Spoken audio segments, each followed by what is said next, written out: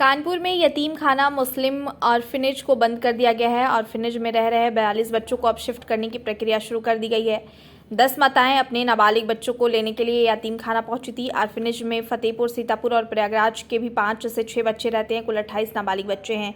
इसमें 10 नाबालिग बच्चियां भी शामिल हैं। वहीं अब सभी 28 बच्चों को भी उनकी माताओं को सौंपे जाएंगे। बता दें कि 1894 में स्थापित मुस्लिम ऑर्फिनेज कानपुर आखिर आपसी विवाद की भेंट चढ़ गया। फिलहाल वजह इसकी किशोर न्याय अधिनियम 2015 है, जिसे जेजे एक्ट के नाम से जाना जाता है। इसके लिए साल 2022 से दबाव डाला जा रहा है, लेकिन इस पर गंभीरता से ध्यान नहीं दिया गया।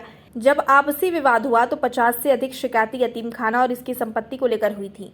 इनमें कई जांचें भी जारी हैं। आपको बता दें कि करोड़ों की संपत्ति वाले इस मुस्लिम यतीम खाना का संचालन अंजुमन यतीम खाना इस्लामिया करती है। शहर की यह इकलौती मुस्लिम संस्था है जिसकी सदस्यता को लेकर मुस्लिम समुदाय में समाज के विशेषकर उच्च वर्ग के लोग काफी गंभीर रहते हैं। यहाँ वर्तमान में 42 बच्चे हैं। इसके विपरीत अंजुमन यतीम खाना इस्लामिया में सदस्यों की संख्या 90 है। इनमें कई डॉक्टर, पूर्व विधायक भी शामिल हैं।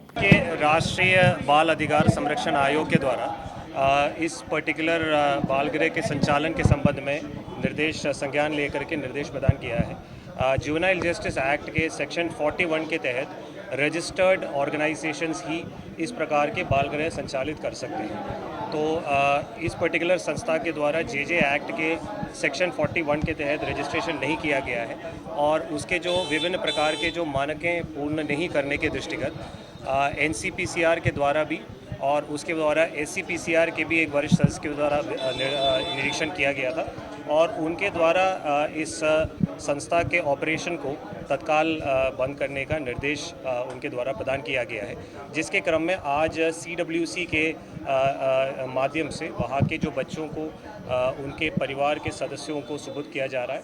हमारे एसीएम्स और प्रोबेशन विभाग के अधिकारी मौके पे मौजूद हैं और उनके देखरेख में इसकी कार्रवाई संपादित की जा रही है। देखिए, जेजे एक्ट जब से लागू हुई है उसके सेक्शन 41 के तहत जैसे मैंने कहा है कि रजिस्ट्रेशन उसमें अनिवार्य है और रजिस्ट्रेशन के पूरे प्रोसेस उसमें प्रतिपादित भी है और उसके तहत जितने भी संस्था इस प्रकार बालगृह चलाते हैं तो उनको रजिस्ट्रेशन करना अनिवार्य है। तो इसके संबंध में एनसीपीसीआर के जो एक निरीक्षण भी पूर्व में यहाँ पे हुआ है और उसके बाद भी उनको निर्देशित भी किया है, लेकिन जो रजिस्ट्रेशन से रिलेटेड नॉर्म्स को पूरा ना करने की वजह से जो एनसीपीसीआर के डायरेक्शंस के क्रम में कार्रवाई की जा रही है। ठीक, वो अभी वर्तमान में सीडब्ल्यूसी के माध्यम से उसके कार्रवाई की जा रही है।